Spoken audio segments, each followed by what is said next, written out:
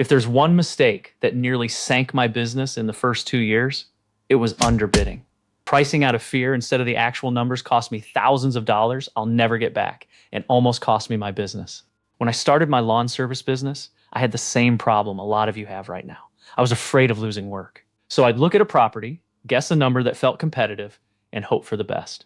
And guess what happened? I got the jobs. A lot of them. My schedule was full with jobs. My phone was ringing constantly. And from the outside, it looked like I was killing it. But here's what nobody tells you about being busy. A full schedule and an empty bank account can happen at the exact same time. After every long day out in the sun, mowing lawn after lawn, I'd finally look at what I actually made.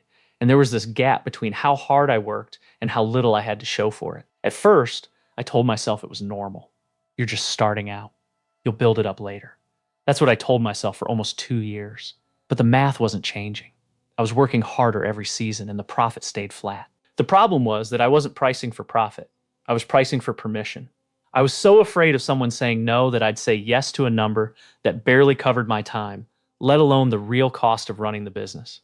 Let me give you a real example. Early on, I quoted a decent-sized residential property at a number I thought was reasonable for the client and competitive for my market. They said yes, and I got the work.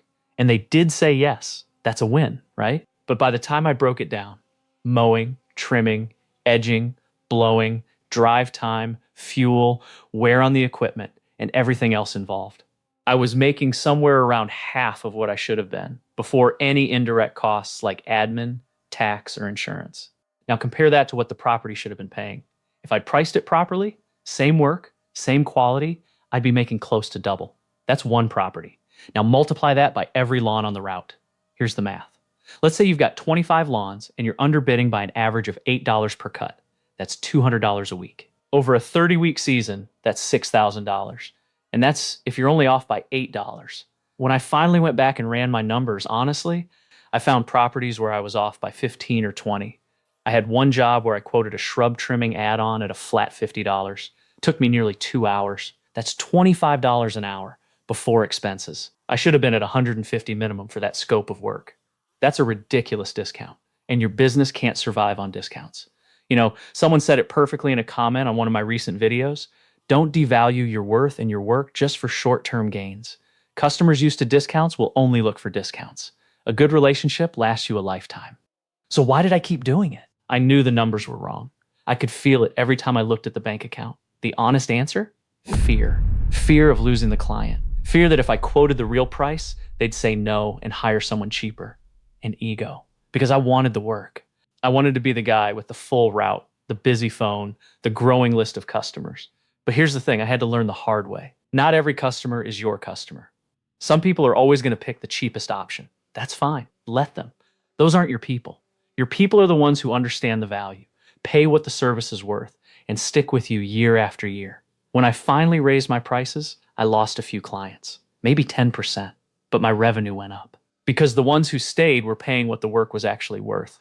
I went from working 20 lawns to make $1,000 to working fewer lawns and making the same money or more. Same hours, better profit. All because I stopped competing with lowballers. Here's the system I wish someone had handed me on day one. Step 1, know your minimum price. Not what you hope to charge or what you hope will beat the competition, but the actual number where if you go below it, you're losing money on the job. The way I figure out my minimum price is by taking my cost of labor per hour, plus my equipment cost per hour, plus my overhead per hour, and finally, I add my profit margin. Add those 4 numbers together and multiply by the estimated time on the property. That's your floor. You don't go below the floor. If you don't have your pricing dialed in yet, there's a link down below to the Rapid Quote Profit Generator. It helps you quote faster and ensure every job is at a fair and profitable price. Step 2, use low, medium, and high pricing. Your low is that floor you just calculated. Your medium is where you want to be, and your high is where you're aiming to raise your prices to. Every season, you move the ladder up. What was once your medium price becomes your new low price, your new floor. That means your previous high-end price now becomes your new medium price. Then you set a new high-end price. That keeps your pricing growing with your business instead of staying frozen for 3 years. Step 3, quote with confidence. When you tell someone the price, don't apologize. Don't say, unfortunately, it's this much. Just say, based on the size of the property and the level of service, here's the investment. That's it. You're not asking for a favor. You're offering a professional service at a fair price. And here's the part that changed everything for me. Raise prices in the middle of the season, not the beginning. By mid-season, your clients have already seen the value. They know you show up. They know the lawn looks good. That small increase is nothing compared to the hassle of finding someone new. Most good clients won't blink. Now, let me be real with you. When you raise your prices, some people will leave. That's going to happen, and it's going to sting a little. But here's what I want you to remember. Every client who leaves over a fair price increase was never a long-term client to begin with. They were always going to leave the moment someone undercut you by $2. The clients you keep are the ones who value reliability. They value showing up on time. They value knowing the job will be done right. Those clients will pay more for that peace of mind because they've tried the cheap guy and they know exactly what cheap gets them. I learned this the expensive way. I lost thousands of dollars over 2 years pricing out of fear. Don't be me. And here's the part I want you to really hear. Underbidding doesn't just hurt you. It hurts the entire industry. Every time a lawn pro accepts too little for too much work, it teaches the market that quality work should cost less. Other guys in your area have to fight that same expectation. When you price right, you're not just protecting your business. You're helping raise the standard for everyone else who does this work. Let's run it over quickly one more time. Know your numbers and your value. Price for profit, not for permission. Raise your prices each season.